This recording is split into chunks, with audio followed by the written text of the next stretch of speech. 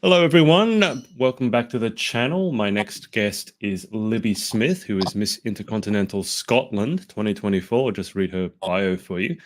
Libby Smith graduated from university in 2023 with a 2-1 Bachelor of Laws degree, and in the same year became a published children's author of 2 books. She now works at a well-established law firm in Liverpool, England, where she is pursuing her dream of becoming a family lawyer. Alongside her legal career, Libby runs her own sustainable rental business that caters to pageant participants, helping make pageantry more affordable for others. In her spare time, she works as a freelance model and social media fashion blogger. She also plans to launch her second business soon, which will further her commitment to sustainable fashion. Well, Libby, welcome to the show. How are you? I'm good. Thank you so much for having me on. I feel like one of the first things I've actually been asked to say to you is that my mum is a big fan of all your interviews, and she specifically told me to tell you this. She wanted you to really know that she is a big fan. That's, So that's I so do my best, my that's mum. That's so embarrassing. Well, it's not embarrassing. That's I love. Thank you, Libby's mum, for that. What's your mum's name? Her name's Danielle. Oh, I think I is it Danielle Smith? Yeah. Yeah, I think I've seen her name pop up. Okay, that's good. It's good to know. Obviously, Smith is a relatively common last name, but this interview is supposed to be about you, not about me. So thank you, Mum, for that. But Libby, obviously, Miss Intercontinental is coming up soon. You mentioned you're flying out in about a month, give or take, to Egypt. So how is all the preparation going? It's going really well. So I cannot believe it's already almost that time. I was crowned back in May along with Daniela and Mia. So we've had quite a few months of preparation. And yeah, I think it's one of those, we didn't find out the date until quite recently. So I think now that it's been released and we actually know our flights and when we're going, it's kind of feeling real now.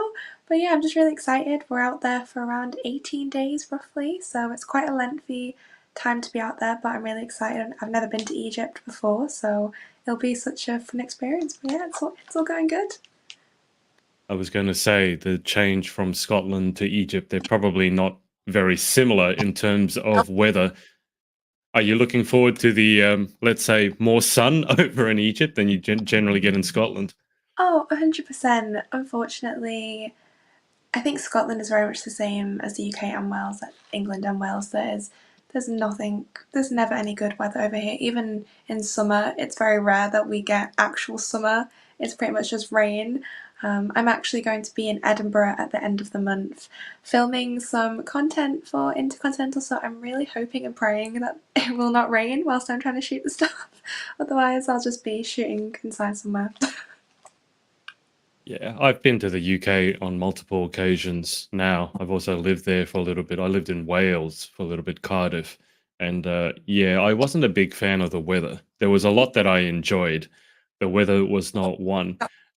Why don't we back up for a second and you tell the audience how you got involved in pageantry to begin with? So I've been competing in pageantry for how many years now? Since I was 13. So I first entered my pageant when I was 13. I actually then competed when I was 14. So I think when I've thought about this, I've not taken a break from competing in pageants since 13 years old. Every single year I have done a pageant, which is crazy, and I cannot believe I've done that for this long. Probably should get a break at some point, but it's fine. I love everything about pageants. But yeah, so I started as a junior, so I competed in a pageant called Miss Teen Great Britain over here, and I did that up until when I was 19 years old. So I stayed in that one system, and then after that, I went over to a pageant called Miss Pageant Go UK. I was very fortunate enough to win that, and I was one of the youngest girls to win that title at that time.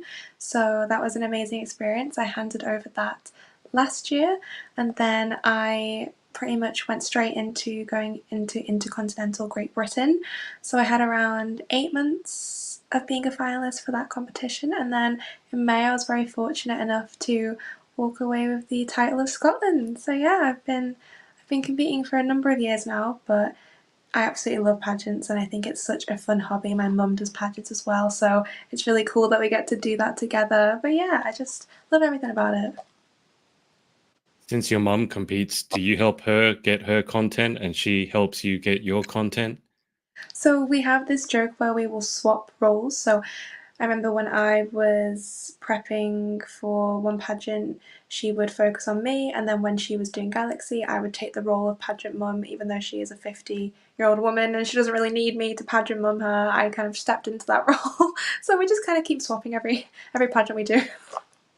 Have you ever done a video of the two of you walking together?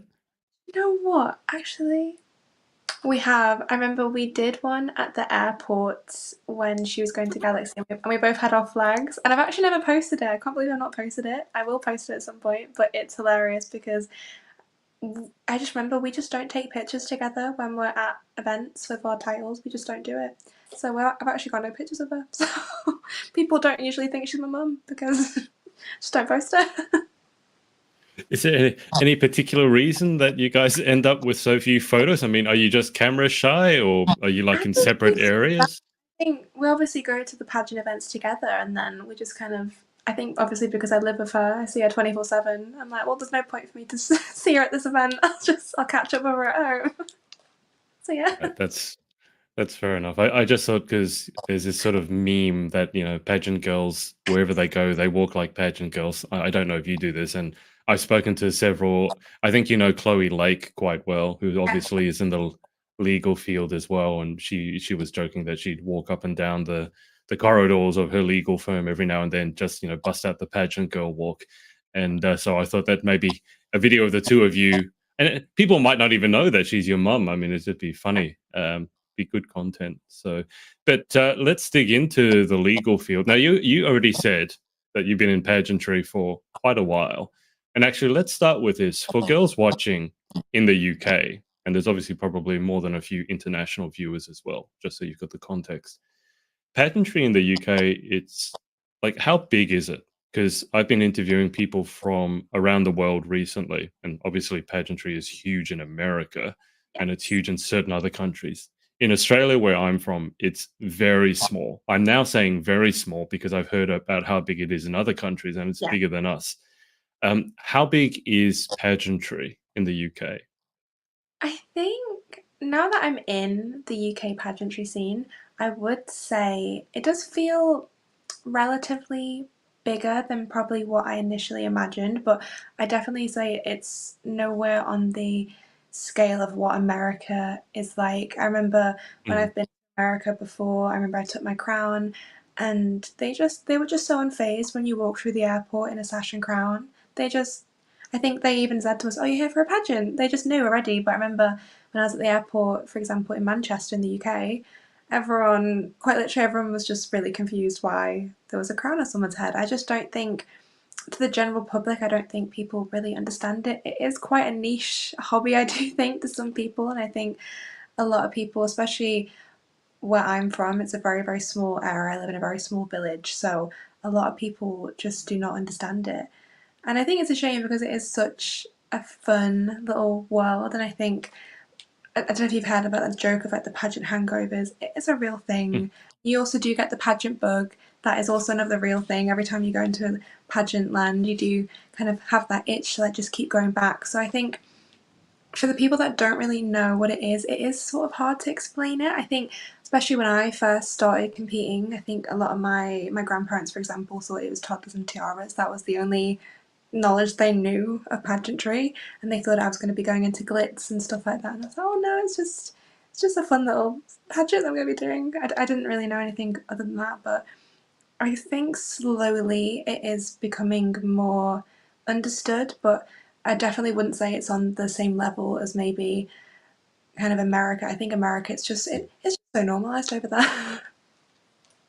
I mean, I'm interested into what drew you, maybe not into pageantry, because you said when you started pageantry you were quite young, but now obviously going into the legal field, I know from interviewing and chatting to fellow lawyers.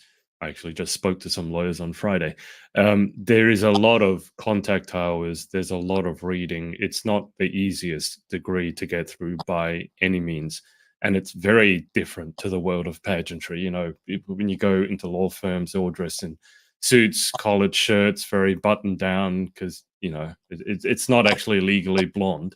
Um, but I'm interested what keeps you going in pageantry. Is it like an escape from the reading and all that other stuff, or because you won't have much free time, I would imagine, studying law. So obviously you decided, yes, it's worth it to keep competing in pageantry. So what keeps you in pageantry? I definitely would say it does provide me with a sort of escapism, I guess, from the mundane of real life sometimes. As much as I love my job and I love my degree and I love law, I think pageantry is just that little extra sparkly escape that sometimes you just need, whether it be once a month or however many times it is, whether it's events or even just dressing up and doing interviews, just whatever it is. I just really enjoy it, and I think as well it just kind of it keeps my weeks exciting because obviously in the law firms day to day it can get quite repetitive, which is fine. I'm very used to that, but it is just kind of nice to just just sparkle the weekend up every now and then. I'd be interested to get your feedback on lawyers in pageantry because I've interviewed more than a few girls who are either studying law or actually in the legal field now, and they compete in pageantry quite regularly, and they really enjoy it. And as I already said, as you already know, that the fields are quite different. But I'd be Yes. curious to ask you, why do you think there are more than a few lawyers who also enjoy competing in pageantry? Why do they do well? Because the thing that clicks in my mind is, well, you probably got to be fairly well read and well spoken to be a lawyer, because you can't be a lawyer if you can't speak. So I'm just curious as to why is it that we've got quite a few young female lawyers doing well in pageantry? So this was one thing that I thought of myself.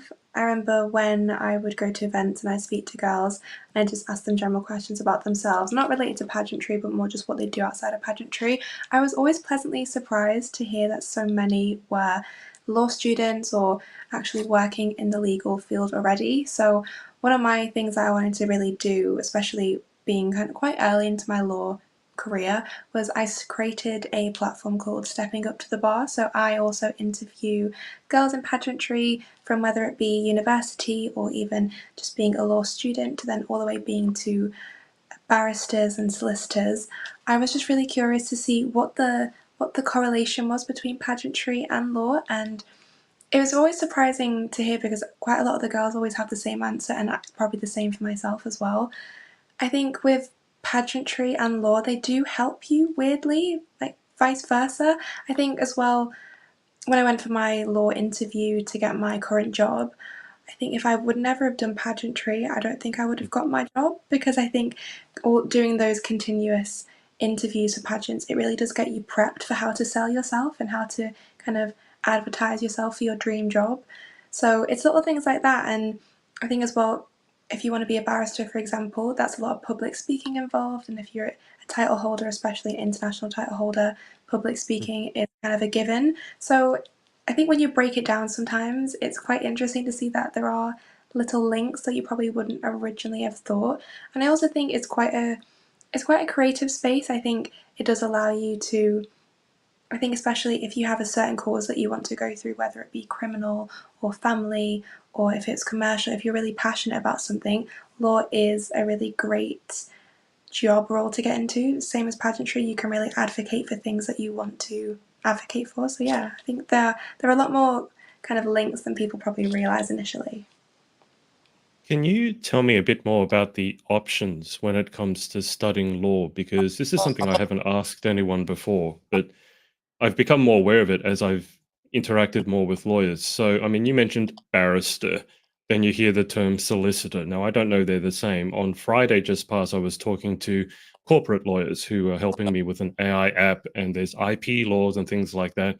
But then there's the other side where there's family law, which I know you're interested in. There are some girls who are studying law because they want to get onto the UN. So there's humanitarian. So it sounds like there's a lot of diverse options when it comes to you can almost like create I don't know that create your own career. I don't know if that's exactly correct. But how many options are there in the legal space?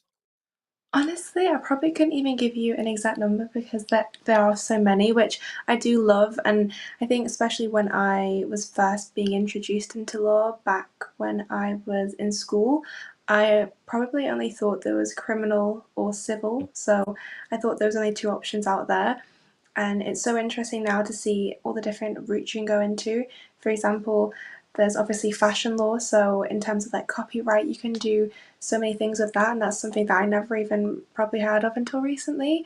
And I specifically want to go into family law, and again, I thought family law was specifically, for example, dealing with divorce and things like that. But it's such a huge spectrum of cases that can fall into all the different areas. So I think it is quite reassuring to know that there are so many options, because I think for a lot of young law students, it can feel quite overwhelming to feel like you have to immediately pick one option, whether it's criminal or civil. But it's nice to know that there are quite a variety of different areas out there. So when I was in university, I did a 3 year course, and we had many different modules that we would study. So, for example, like criminal law was one, family law was one, but in our 3rd year, you actually had the options to pick ones that you'd want to.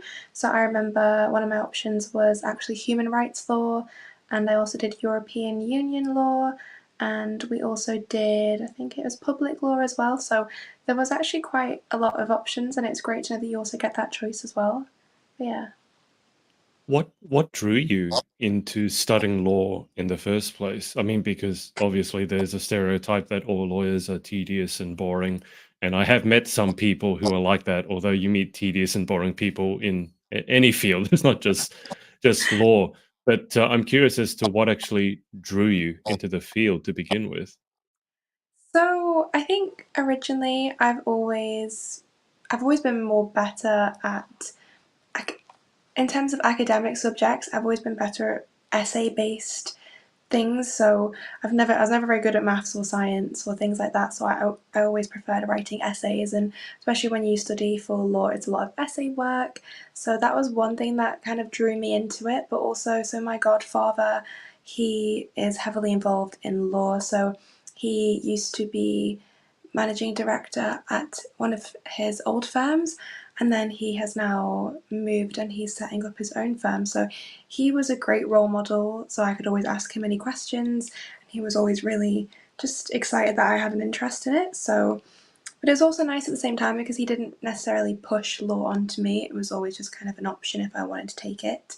Originally, I was actually going to university to study English, so it was a little bit of a random switch. Very last minute, when I was at an open day, I just went to one of the law. I think it was just like a law little class, free for everyone to go to, and I don't know, just something just clicked, and I just thought, oh wow, this could be maybe something good for me, and I'm really happy I chose it.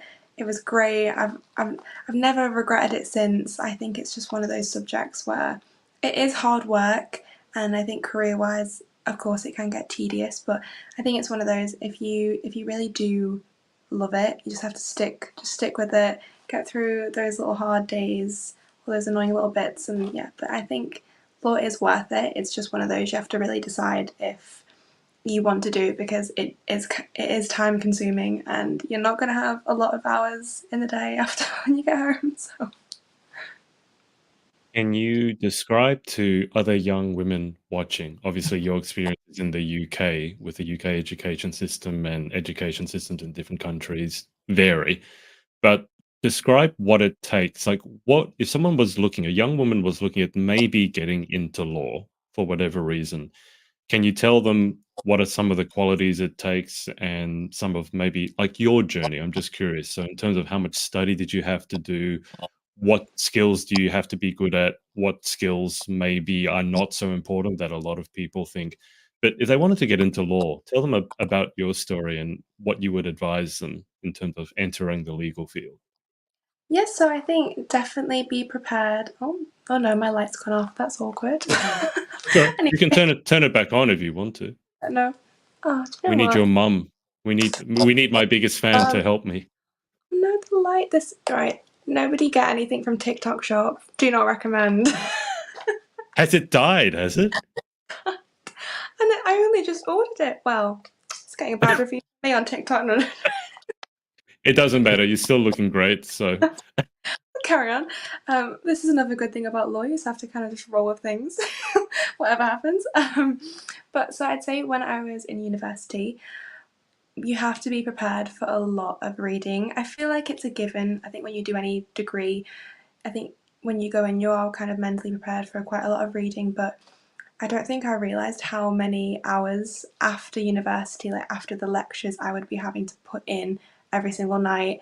It's a lot of reading. It's still really interesting, and I guess the good thing is it depends on in terms of studying how you are. So some people aren't great at exams and some people prefer coursework. I found that with my law degree it was 50-50, so it was 50% mhm. exams and then 50% coursework, which I preferred because I just naturally like to do my coursework. I like that you get longer time to prepare, etc., kind of thing. So it's good to know that you have different options. It's not 100% just exams. You have like 2 hours to sit. It's good to know that it's also as well not just based on your final year. So I remember my first year, you just had to pass the year, and then that would get you into second year. And then your second year was around 40% worth of your degree, and then the obviously final year was 60%. So it's also quite nice to know that that final third year, you can kind of relax a little bit. There's not 100% stress of, oh my goodness, I have to get all these perfect grades in my final year. It's nice to know it's kind of evened out over the degree. And I'd say, in terms of qualities for someone that wants to do law or any aspiring lawyers out there, I'd say the biggest one is to be personable. I think you do have to have a personality in terms of being able to get along with other people, because I think depending on whether you are a solicitor, so you'll be working in the office more, you'll be around lots of other people, and again with a barrister, that's kind of where you're obviously in court advocating for the cases, so you're going to have to speak to a lot of people. So I think as long as you are comfortable with communicating with others, meeting new people, then you'll definitely make a great lawyer. And I definitely say patience is another thing. Law is one of those degrees and jobs where I think, especially job wise, you're going to hear a lot more no's than you are yeses. I know, for example, for me, when I was applying for jobs, sometimes you just don't even hear back from them, and you'd be applying maybe 20 jobs a day, and it's just one of those. Don't take it personally, it's nothing against you. There's always that career or that firm out there for you. It's just unfortunately a very highly competitive field. So I'd say just be able to not take everything too personally against you. It's nothing against you. You'll, as long as you, as cheesy as it is, as long as you back yourself and you believe in yourself, and as long as you know that you'll be a good lawyer, then just stick through it like I did. I just kind of just kept persevering through my degree, and I was like, you know what, one day a law firm will want me, and then thankfully one did, and then here I am. I mean, that is a very good lesson to be learning. I mean, you learn it in pageantry as well. This idea of accepting no's, not taking it personally. I mean, you get exactly the same in pageantry. You could compete in 10 years and never win a title. I'm curious as to, because it sounds different. The stereotype I had in high school of lawyers is, similar to the pageantry stereotype as toddlers and tiaras. For me, lawyers looked very boring and dull. And then part of me is going now, the young women that I'm talking to who have entered the legal field, they're actually doing it because they want to help people. It's interesting. I don't know if you've noticed this is a common narrative, and I love helping people. So now, if I was to go back into high school, I would consider law because I do Yeah. enjoy reading and I do enjoy dissecting cases and looking over this has been set as precedent that has not. But again, I'm curious as to your opinion. To what extent do you find that the people entering law are doing it because they want to help people? I agree. I think nowadays it is a lot more of people's personal reasons and not Mm, necessarily just wanting to get, say, a stable job.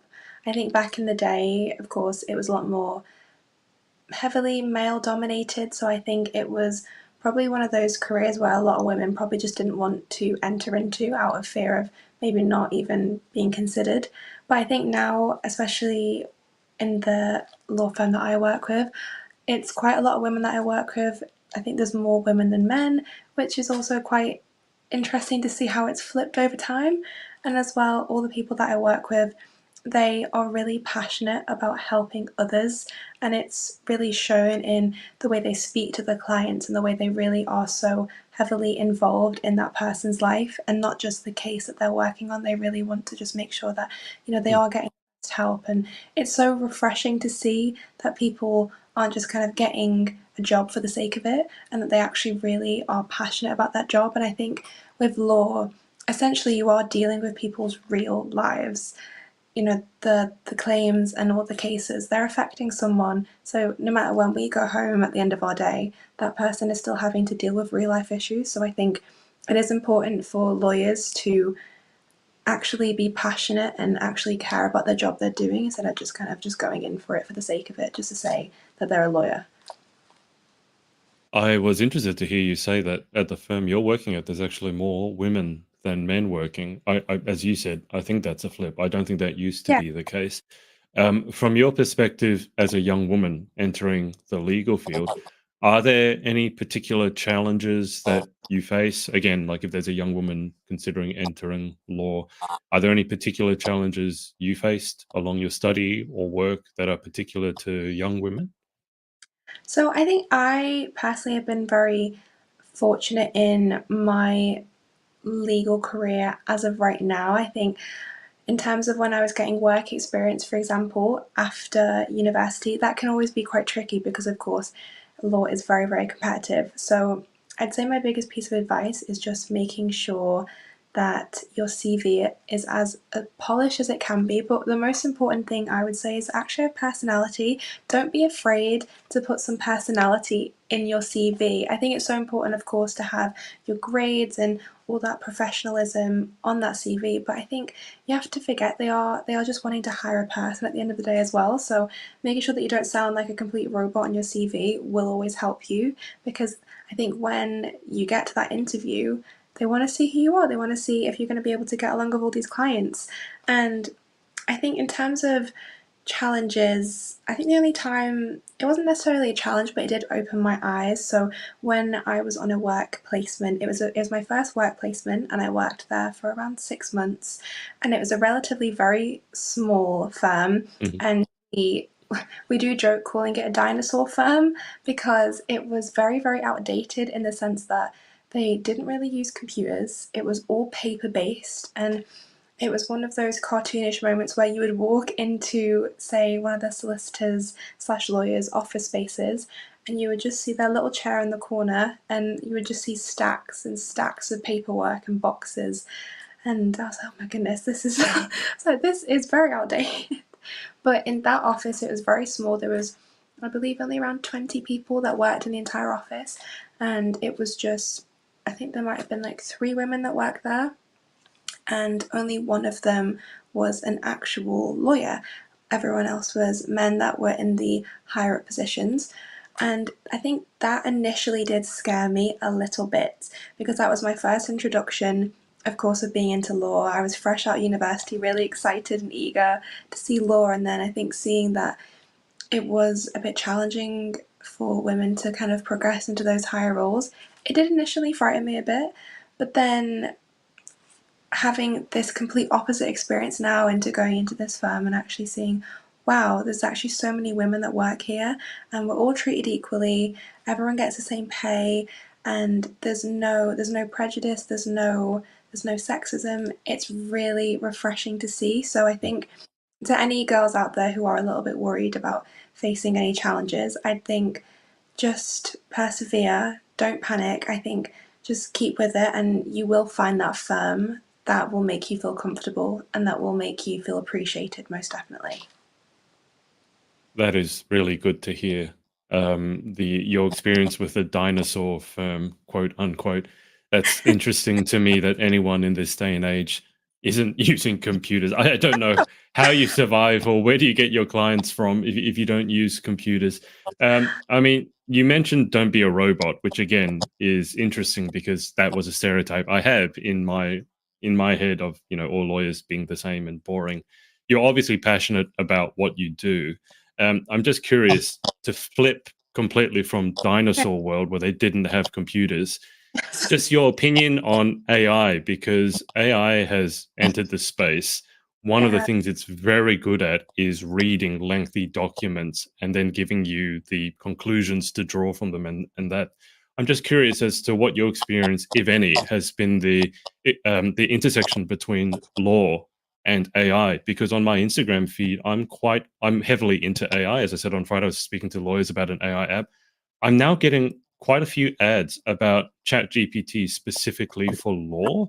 And I'm just wondering, like, what has your experience been with law intersecting AI, and whether you think it's a good thing, it's a bad thing, or a bit of both?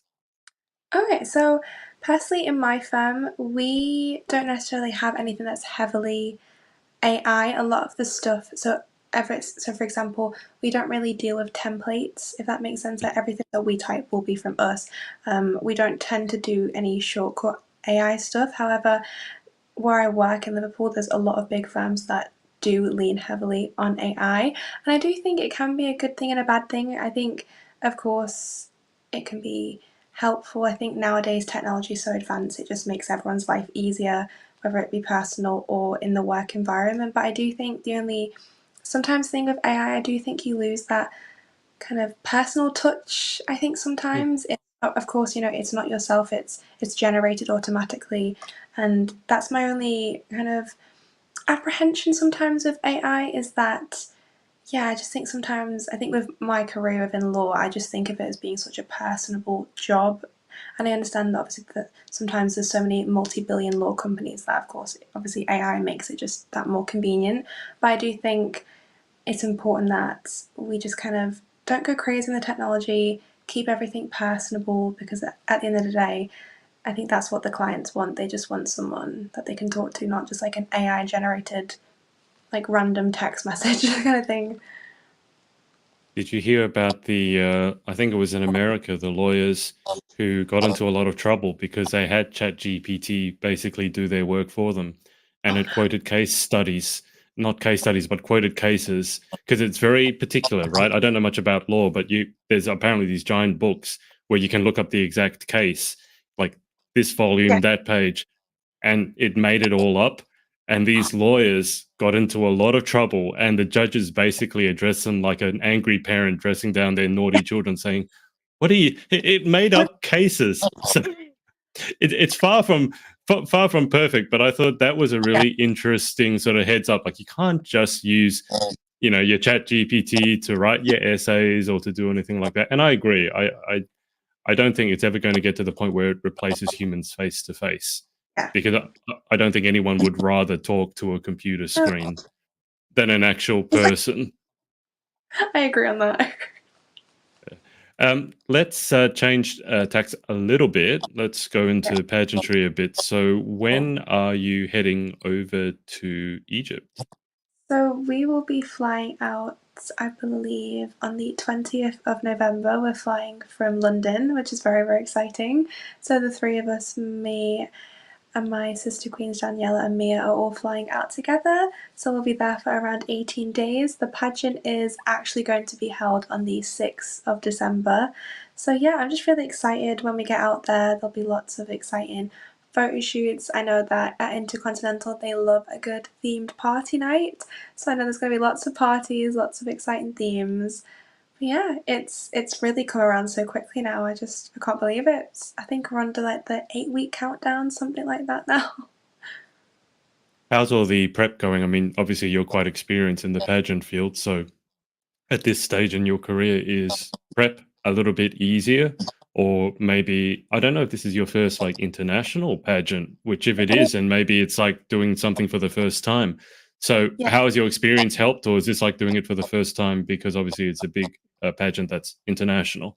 I'd say in a way it does feel like I've started from scratch in a sense because this is my first big international pageant, and I also kind of say even though I have done a Miss pageant before, I would say there is kind of like this difference. I feel like obviously I'm older now. When I won my last Miss title, I was only 19. I'm now 22, so I feel like I've also had to kind of my coaching has had to showcase that I'm getting older and kind of show off that newfound maturity as well, that also matches with the Intercontinental system. So it's been a really fun experience with my coaching and preparations this year. I've loved every minute of it, and I've just really wanting to be leveling up everything. And as well, I just want to give myself the best chance just to represent myself as a person, but also Scotland as well, as I come from a family. So on my mum's side, they are from Scotland. So I just really want to make obviously all my Scottish family proud because they're super excited about this.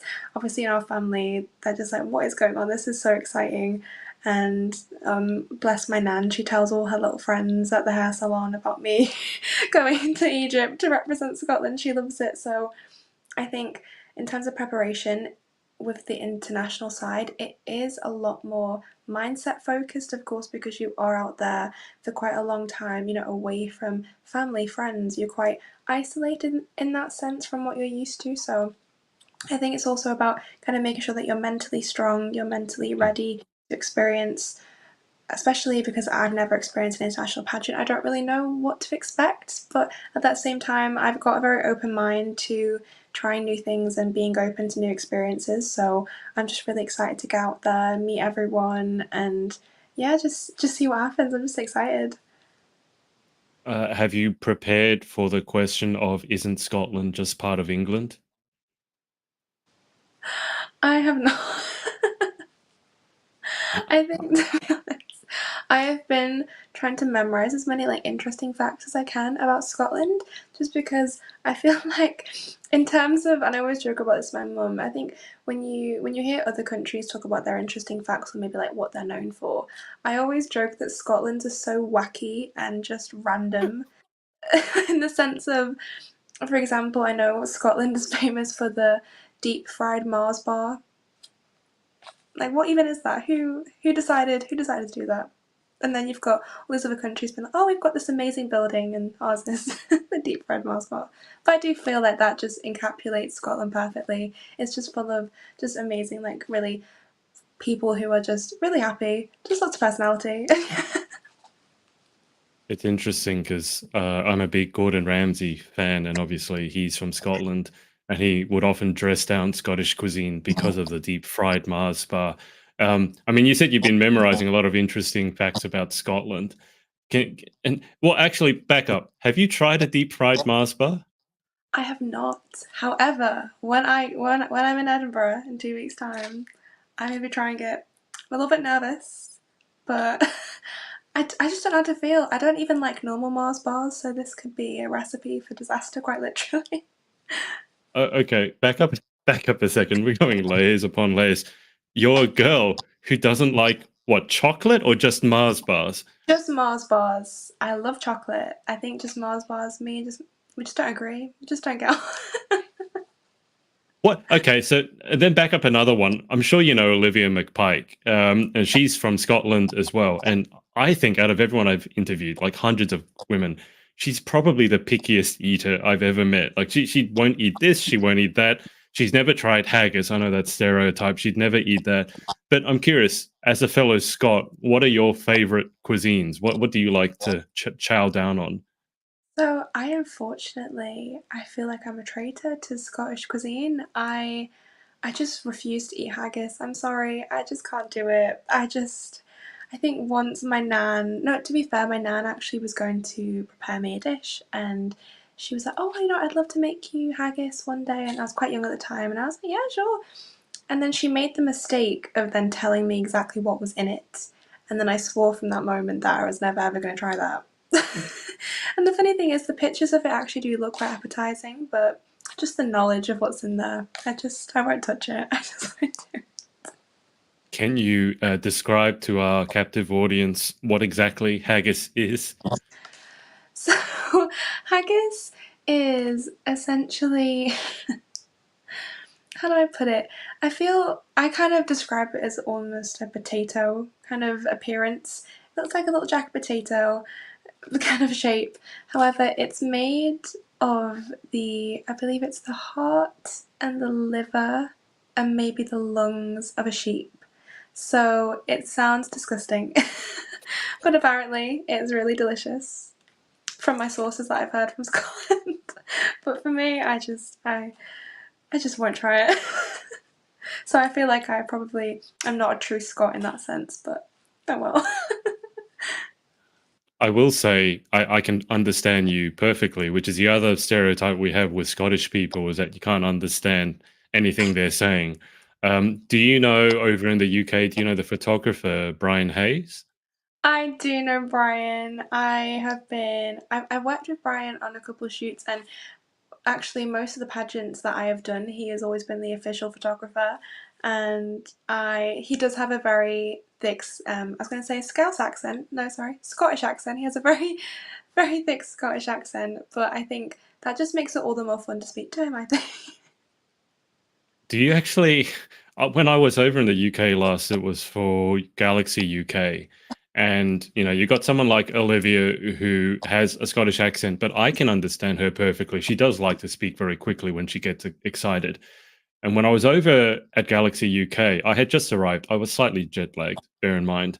And then I didn't know Brian at that time. I subsequently found it was Brian.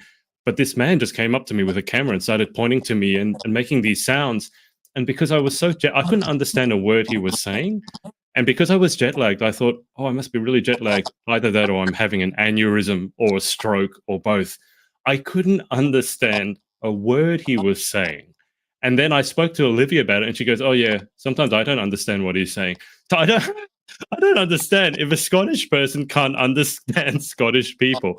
What chance do I have? But I'm just saying because, for example, a lot of the Americans that I've interviewed, they can't understand a Scottish accent to save their lives.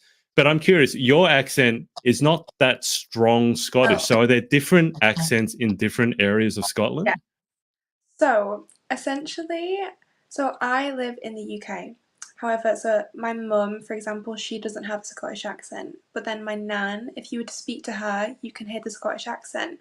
But even I would say my nan doesn't have that strong of a Scottish accent. It's very confusing. There's sort of like there's like different levels of the Scottish accent, and I would definitely class Brian as the more kind of, I think the stereotypical Scottish accent you hear people being like, what are they talking about? I just don't understand.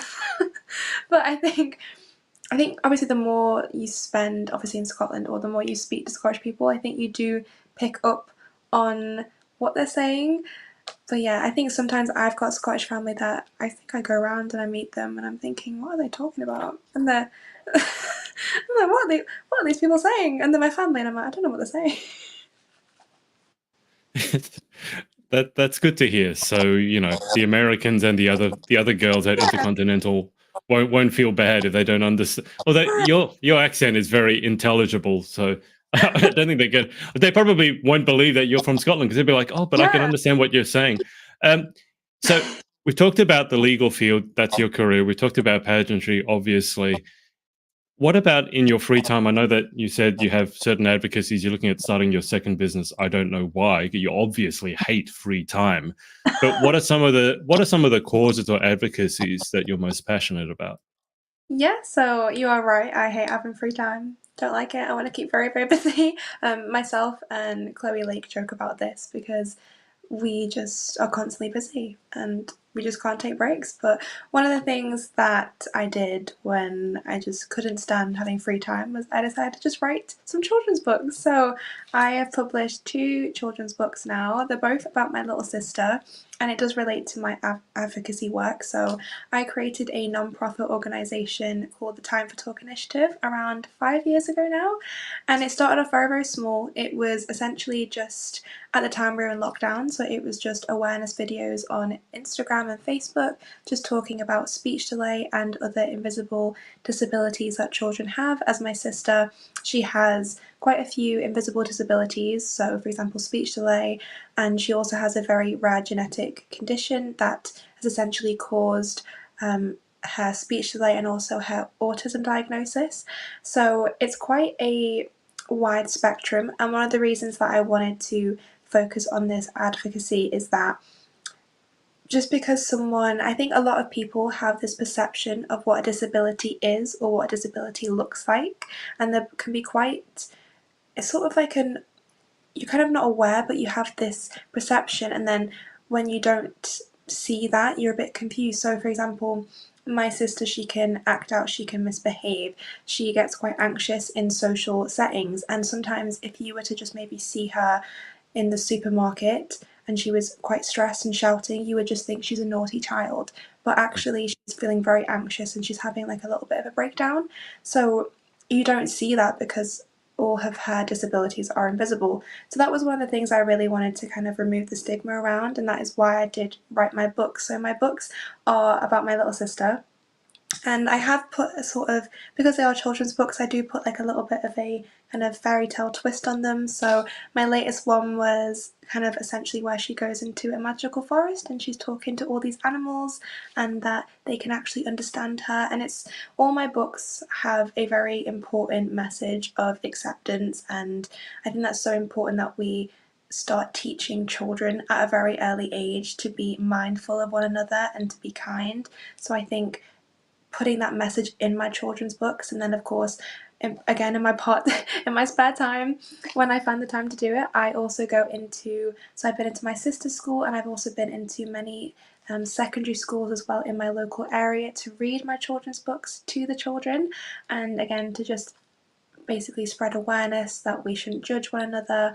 And I also go into libraries as well, and I've been able to read to toddler classes as well. So a lot of my advocacy work, I do like to link the creativity side of writing and being an author, but then also going in and doing public speaking and also giving workshops to children about how to be mindful of one another, because I think unfortunately over the years, so for example, there's 10 years between myself and my sister, so I've always been kind of aware of her growing up, so I've always been very mindful of how I'm around her, but I think sometimes when you see other people maybe not understanding her, it can be quite upsetting. So my book was kind of my gift to her and the world to show who she is as a person, and also to show like who the other children are that have her condition as well.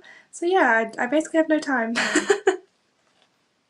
Which we'll get to in a second. I'm just curious, how did your sister feel about you writing a book about her? Because I've written a couple of books specifically for friends, and I make it a bit of a joke. I sometimes make it like a children's story, but then tell some very unchildren-like stories, if that makes sense. But how did your sister react to you publishing two books about her and actually going into schools and her knowing, actually, that story, that's about me? So I was a little bit nervous at first because also her understanding, so she is 12 years old, but I would say due to one of her, so her genetic disorder, one of the kind of side effects of that is that she has a diagnosis called global developmental delay, which essentially means that although she's 12, her mental capacity is maybe of that of around a 5-year-old. So I wasn't really sure if she would understand what was going on, but I remember when the books arrived, I came and shown her, and one of my friends, so both my friends have illustrated my books, and they did an amazing job of capturing my sister. She's got very, very distinct curly hair, and she immediately recognized it was her. She got really excited, she was running around, and then what even made it more special was the first time that I actually took my book out and into the classroom. Lexi was there with me, so she actually helped read the book to the class. She was sat on my knee, and it was just a really wholesome moment. So I think it's something that's actually been really nice to share with her, and I'm just like really grateful that we have that together.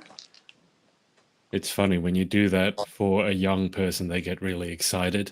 I Yeah. feel like when you do it for someone who's a bit older, they get excited, but they start crying because it's like a different emotional reaction. When you're young, you're excited, screaming about it. When you're old, you go, "Oh my God," and they start tearing up.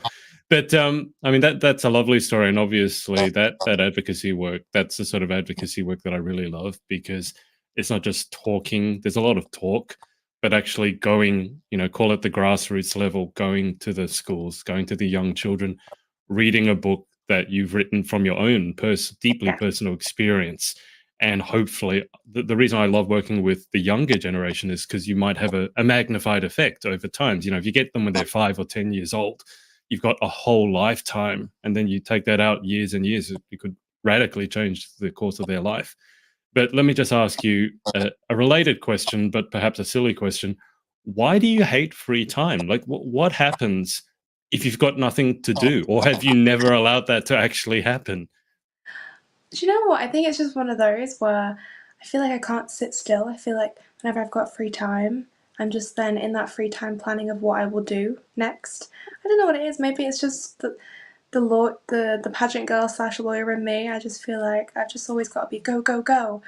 And yeah, I think the only time I ever relax is when I'm on holiday. But even then, I'm thinking of the next trip. Where am I going to go next? So it's quite crazy, to say the least.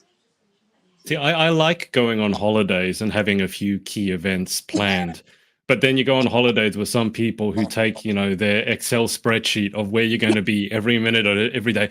At 9:03 a.m. we'll be here, but then at 9:07 we have to catch the bus, take a photo of you. And I'm just like, it's supposed to be a holiday. Can we just Can chill? we relax, Can we guys?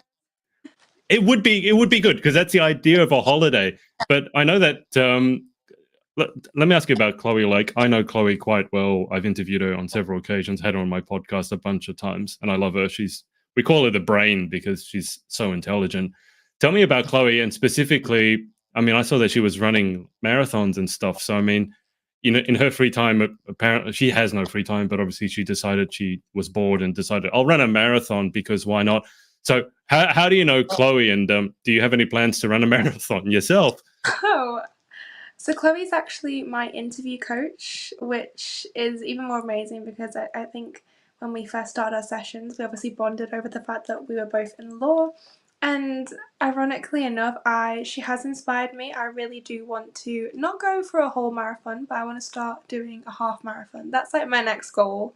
I don't know if it will be anytime soon, but it is one goal of mine to run a half marathon at some point. So yeah, I'm just obsessed with Chloe. Anything she does, I'm like, right, I want to do it as well. Sounds like you got a little sister, big sister thing of Yeah. your own going here. How old is Chloe though? You said you're 22. She's not much.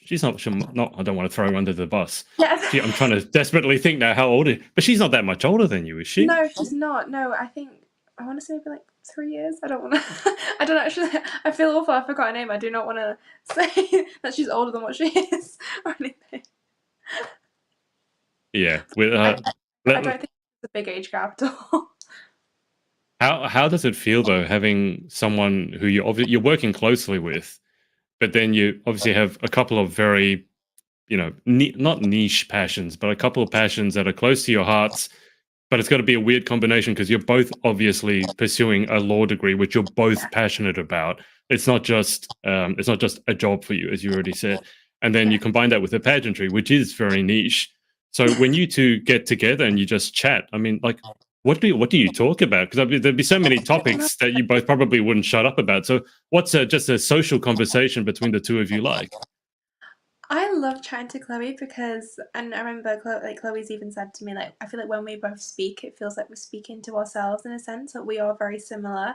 And of course, Chloe was a former Miss Galaxy Scotland, so of course, she, again, Scottish representative, so it practically just feels like we're the same person, but are just at different stages of law and pageants. So it's great. Every time I actually saw her, I think it was maybe like 2, 3 weeks ago at an event, so it was lovely to just have a catch up with her, and I just think she's great. And yeah, we just always just chat for ages, just about everything life. So always having like a nice girly catch up. It's great.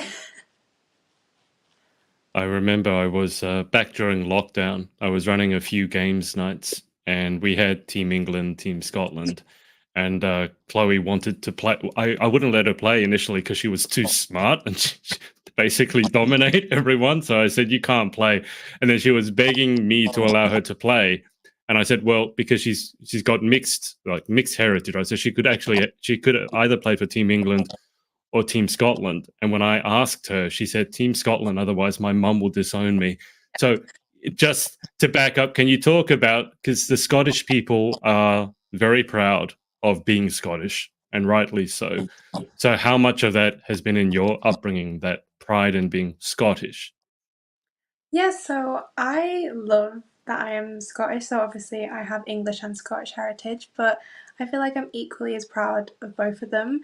I think as well, I I always kind of joke that I'm a very old soul, that I just love that. I think one day I just want to live in a little countryside cabin like a little cottage, and I feel like weirdly I'd never seen my nan's house that she grew up in. So she grew up in Brora in the Highlands, which is a very small little village in Scotland, and her my dream house is actually the house she grew up in. So it was one of those weird things where I was just like, oh my goodness, I just feel so deeply connected to Scotland, and I just love everything about it. The people there are so just like warm and friendly, and I'm just really excited, of course, to be going to Edinburgh for my little trip. I'm going to go to the Edinburgh Castle, and I think it's just one of those things as well, just kind of visiting again and just kind of just falling back in love with Scotland, and like just kind of getting to know more about my heritage, and I think who I am as a person, my family as well.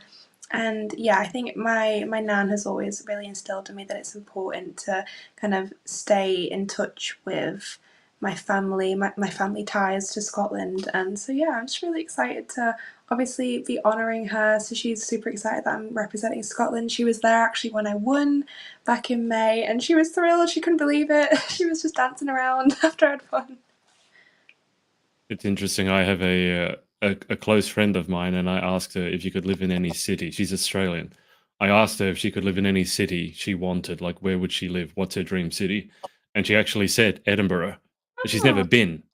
She's never been there, just to clarify. But for like some reason, she felt called to Edinburgh. And everyone talks about, oh, I want to live near the beach. I want to do this. But for some reason, she felt deeply called to Edinburgh. I don't know. She does have Scottish heritage, but I just think it's interesting. You mentioned that your dream house is your nan's house, even though you never saw it. And my yeah, friend here wants to live in Edinburgh.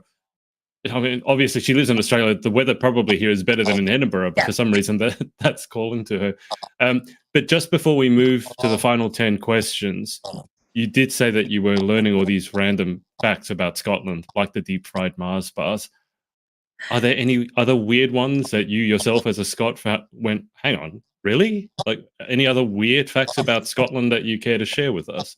I think one of my favourite things that I just love about Scotland is, of course, Nessie, as we call her, the Loch Ness Monster, good old Nessie.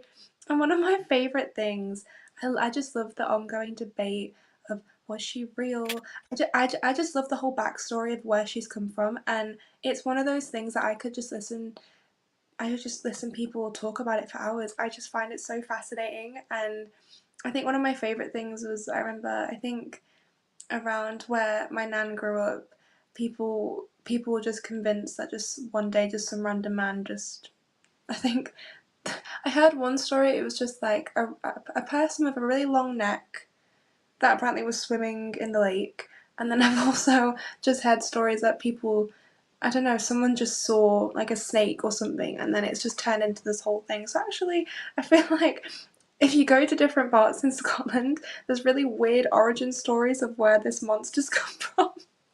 I just always find it amusing. I've heard so many. I was just like, I don't know where this has come from, but I don't know. I like to believe that she was real. I just think it's just a fun little part of Scotland that I just think, yeah, I think everyone just knows about the Loch Ness Monster, and it actually was an ongoing joke with myself and my sister queens that that was going to be my national costume. I didn't end up going with Nessie because the the options of the costume ideas they were sending me was quite literally just an Amazon onesie of a dinosaur, and I was not going to do that at the Intercontinental stage. So rest assured, everyone, I'm not wearing a onesie for a national costume. I, I will say that's simultaneously one of the cheapest national costume ideas I've ever heard, and one of the funniest. I can't believe, like, it's this idea of someone who went swimming with a long neck. I mean, how long does your neck have to be confused for a dinosaur? It's just like what's going on there? I mean, so Loch Ness monster, is it real or not? What's your take on this?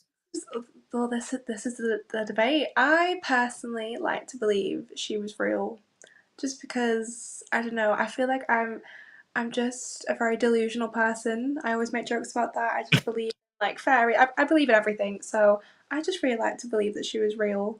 And because my argument, and I always get into this, like dinosaurs existed, why couldn't she exist if she kind of looks like a dinosaur in a way? So that's kind of my little take on it. I love talking to lawyers like yourself because even when it comes down to something as ridiculous as a Loch Ness monster, you guys lay out this detailed argument Yep. together with all your supporting case evidence. Well, she must have existed because of this, and like Yeah. it's a made up monster. Well, maybe it's not made up, but it's just so No, funny. Some people just talk about it as a silly thing, and here you guys are, you lawyers, like no, no, but because of it's this, real. let me lay out my closing arguments to support my case. I'm like, it's okay. I got it. I got it. It's funny. Libby, just before we get to the final 10 questions, is there anyone you'd like to give a shout out to? Oh, well, of course. I was going to say Loch Ness Monster. I'm not giving a shout out. I'll say, I've got to definitely say my lovely little nan, Sheila, just because she's been one of my biggest supporters since I started pageantry. We call her our little fairy godmother. She's always steaming my dresses till like 2 a.m. in Oh, the morning. And she's always making those little um, just any outfit alteration, she's always there. She travels up and down the country with me just to watch me. So, and of course, she is the main reason why I specifically wanted to have the Scotland title, because you could obviously put your preference, and I put my preference to Scotland for her. So I'm just so excited for her to see me on the Intercontinental stage, and obviously my mum, because she does fund me. She funds the bank of the pageants, and you know, she's a big fan of the show. So I have to give her a shout out. But yeah, no, she's just like the best pageant mum. And of course my little sister, who obviously inspires like all my amazing just work, and I just love her, and she's just my little sidekick in life. So I just give her a shout out anytime I can. But yeah. there. Speaking of mums, a bit embarrassing mums. There was a UK queen. Actually, if I named her, I won't. If I named her, you'd know her. And I interviewed her, and she sent me this screenshot after our interview, where her mum, I can't remember if it was her mum or grandmum. I think it was her mum, had watched our interview and sent this to this girl. She sent me the screenshot. Wow, he's pretty cute, isn't he? And I was like, oh my god, I was embarrassed for Oh her. no. I was like, oh, so at least your mum hasn't gone that far. Yeah.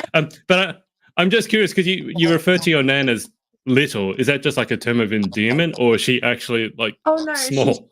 she's very small. Okay, We just joke. I think every time we see her, she shrinks. I just think she's getting smaller and smaller. so you can take her in your carry-on luggage I to will. I Egypt then. put her in. Yeah, me. But it's great to see that it's like a family affair. So she's helping you out. That's lovely to see.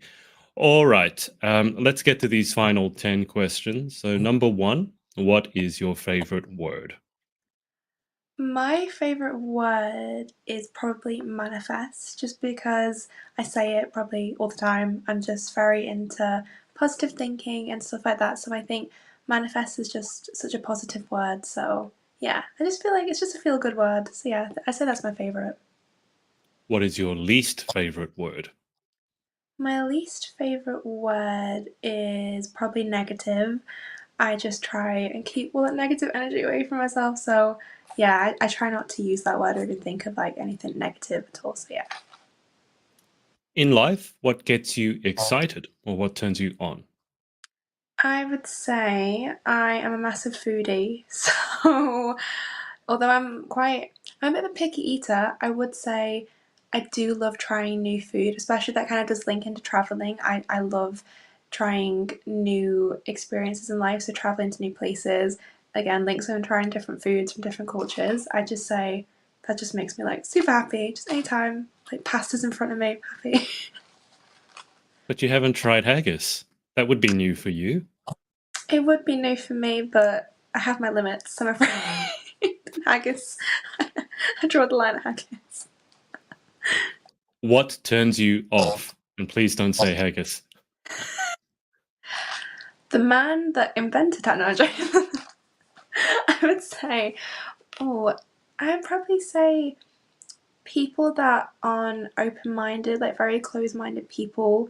And that can just be from anything. It doesn't have to be like pageantry, or it can just be anything. I always try and keep an open mind, and like the people I like to keep around me are people that are obviously encouraging and like wanting to build everyone up. So I think I'm just not a fan of people that always try and belittle others. I don't think it's very demure, as they say nowadays. I hate that word. I hate that I'm word. sorry. It's just logged So in my brain. I can't stop saying it. I shared it on my Instagram story about this word. Like, now that you've all learned the word demure, can you please now learn Yeah, all the different like, basically, can you actually learn the English language? Oh, so demure. I'm like, do you even know what this word means? You clearly honestly, don't, given the no, context. I don't. Just say Oh, it. I just hate that word. Anyway, That's your um, least favorite word. yeah, no, it really is, because when people use it, I'm like, do you actually know what this word means? Because as a kid growing up, you would find me as an 8-year-old, 9-year-old, all the other kids are running outside, right? I was in the library at 8, 9 years old reading books that are 400, 500 pages thick. And so, you get a vocabulary, you build your perspicacity, to use a Yeah. big word. And then there's all these people who are saying, oh, that's so demure. I'm like, just I'm gonna bang my head against the brick wall. Anyway, my personal foibles aside, so number 7, if you could have any one superpower, what would you pick and why? So, mine would be the ability to just turn invisible at any given moment, just because I am prone to embarrassing, awkward moments in public. So I just feel that would just be great for me. Just anytime I trip and fall, just disappear immediately. No one knows it's me. So yeah. Have you done this on a pageant stage? Ironically, no. It's just in Good. public, just in crowds, anywhere. Down, I've fallen downstairs in McDonald's before, just randomly. Just anytime there's just people around me, I just seem to be clumsy. Are So you a graceful faller? no, there's nothing graceful about my falling. Uh, That's why the I, I, invisibility would be great. I mean, if you're invisible, you can still fall downstairs. People will hear it; they just won't know what was that sound. I don't Like, know. what's going on? They just see someone like just. Oh dear. I don't want to say I would like to see this, because I don't want to watch you falling down, but just this picture of, pageant queen just face planting in the middle of the street. That's quite a. Anyway, I got so set off, triggered by the word demure, that I forgot to ask you some questions. So let's back up. What is your favorite sound? My favorite sound would be when waves are crashing on the beach. I just love that. It just kind of just brings me back to like any like summertime. It just yeah, I just find it very peaceful. So I say that's my favorite sound. What sound do you hate? I hate with a passion the sound of building work, especially because for the last 3 months in my office building, they have been doing some sort of work that I don't know what they're doing. There's been no progression. They're there every morning drilling and nothing's changing. But every time I'm typing, I can just hear it in the back of my mind. So I'd say any kind of building work, no. What job would you most like to attempt? Ooh, I would love to be an actor because it was one of those many hobbies I tried when I was younger, and I really wish I just would have stuck to it. So maybe either that or kind of maybe even being a film director, just something within film or acting. I think that would be a really fun creative job. What job would you not like to attempt? Anything that involves maths or teaching maths, as I was not very good at maths, so I would like to just never do maths ever again. Just keep me away from anything math related. I will say, from having spoken to a few lawyers now, the one of the unifying things is you're all bad at maths. I'm just realizing this now. It feels like it's the key to being a lawyer. Be bad at Oh yeah. maths.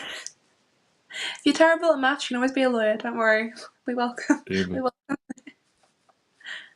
Final question. If heaven exists, what would you like to hear God say when you arrive at the pearly gates?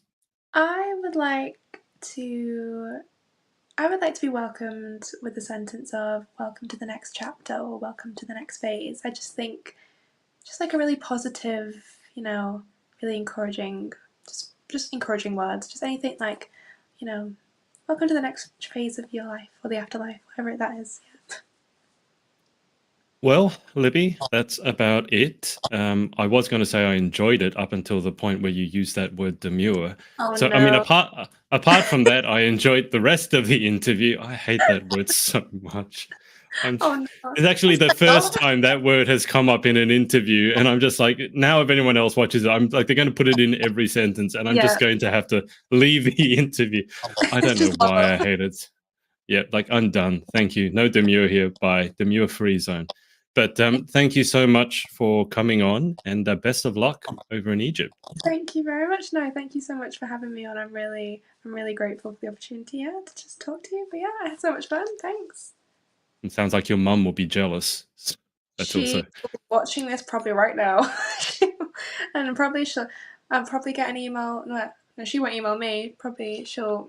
I don't know why I said that, but probably after this interview, she'll just interrogate me about how the interview went because she's your biggest fan. good. Well, I appreciate any fan. So thank you very much for watching, Mrs. Smith. But Libby, I'll keep you on the line for just a sec whilst I hang out with the audience. Thanks everyone for watching, and we will speak to you next time.